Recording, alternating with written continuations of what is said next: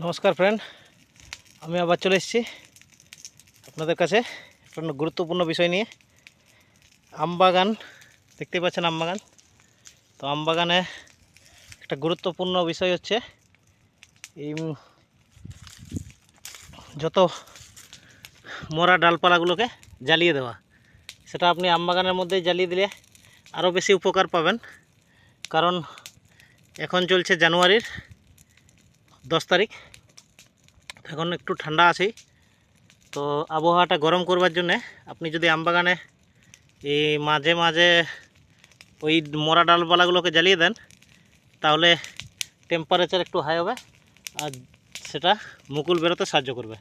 দেখুন, আমি প্রায় ধাপে ধাপে আগুন জ্বালিয়ে দিয়ে যাচ্ছি। ওই আগেও জ্বালিয়েছি, ওই দেখুন ওইখানটায়, এখানেও জ্বালিয়েছি, আরও অনেক জায়গায় জ্বালিয়েছি আর জ্বালিয়েও যাচ্ছি যত ডালপালা পাচ্ছি।